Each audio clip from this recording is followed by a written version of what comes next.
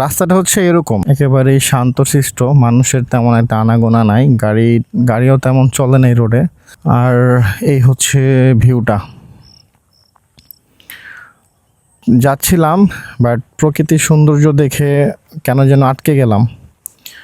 দেখতে ইচ্ছা করতেছে একটু দাঁড়ায় কিছুক্ষণ উপভোগ করি, কারণ সাথে কেউ নাই, যেহেতু একা। সাথে কেউ থাকলে অবশ্যই ডিস্টার্ব করতো, যে চলে যাই, সময় নাই, এটা সেটা ওইটা বলে। তো এই হচ্ছে রোডটা অনেকটা কর্নারিং টাইপের, বেশি একটা না, আঁকা বাঁকা।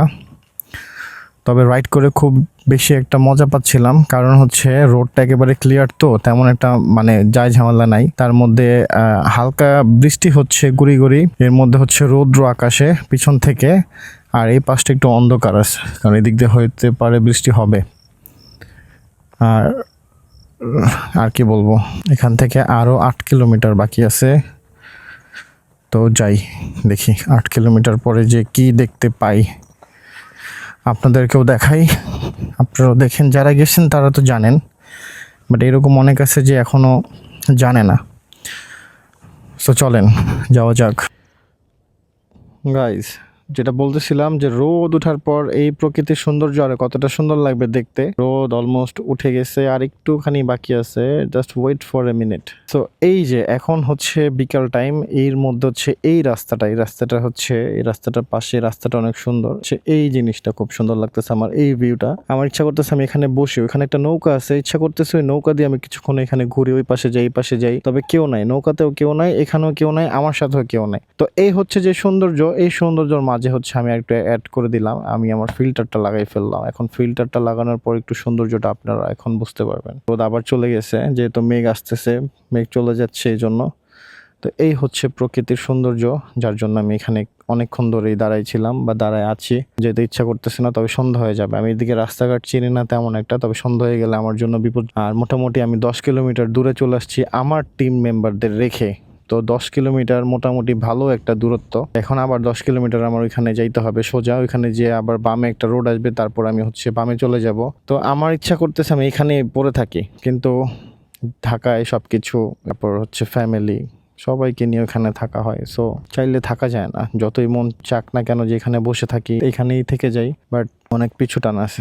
আর এই সমস্ত জায়গা সৌন্দর্য এগুলো আপনার মানে খুব অল্পের জন্য যদি আপনি চোখে অনুভব করতে চান তাহলে ঠিক আছে, বাট আপনি যদি এটা মনে লাগায় আবেগ সৃষ্টি করে আপনি এখানে থেকে যাওয়ার চিন্তা করেন, তাহলে আপনার জন্য ভালো হবে না। কারণ আপনি থাকছেন ঢাকাতে, আপনি এখানে আসবেন, আপনার কয়েক দিনের জন্য এখানে আপনার জন্য ভালো লাগবে, বাট আপনি 15 দিন থাকেন না একটা না, দেখেন আপনার জন্য আর ভালো লাগবে না, আপনার আবার আগের জায়গাতে চলে যেতে ইচ্ছা করবে। সো ভালো লাগাটা যত বেশি কম অনুভব করবেন এটা ভালো, আর যত বেশি অনুভব করতে যাবেন তাহলে ভালো লাগাটাই নষ্ট হয়ে যায়। সো এই জন্য চলে যাই প্রকৃতি, আবার দেখা হবে যদি ভাগ্যে কখনো আবার নিয়ে আসে এই জায়গাতে। তবে বৃষ্টির জন্য ধন্যবাদ, বৃষ্টি আমাকে আজকে অনেক সুন্দর সুন্দর জিনিস দেখাইছে। এই সৌন্দর্য ছেড়ে চলে যেতে হচ্ছে, তবে আমার ক্যামেরাটা মনে হয় এখন অন্ধকার আসবে, ভিডিও মনে করতেছি মিনিট, কারণ আমার ফিল্টার লাগানো, ফিল্টারটা খুলে ফেলি।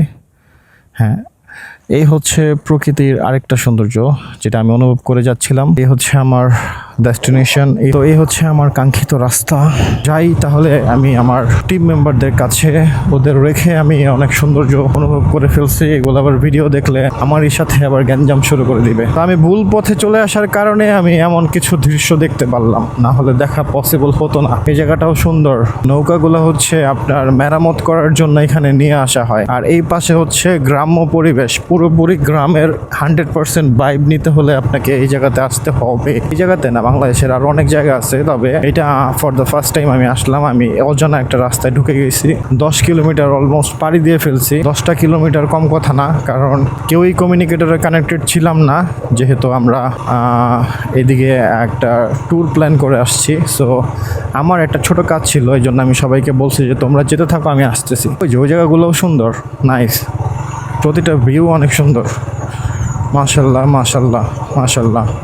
এই হচ্ছে রাস্তা বৃষ্টি হলে এই রাস্তা দিয়ে আসা অনেকটা রিস্ক হয়ে যাবে, কারণ পুরোটা রাস্তাই হচ্ছে আপনার বালির রাস্তা, নিচে আপনার ইট আছে, বাট ইটের উপর হচ্ছে বালি, এই বালিগুলা কাদা হয়ে যায় সব ধরনের গাড়ির জন্যই। ছোট একটা এখানে গরুও আছে দেখতেছি, গরু না সরি, একটা বাছুর। প্রত্যেকটা গ্রুপে একটা না একটা বাছুর থাকে, যেমন আমাদের এই ট্যুর প্ল্যানও 2টা বাছুর আছে, একটা না, দেখাবো না বাছুর 2টারে।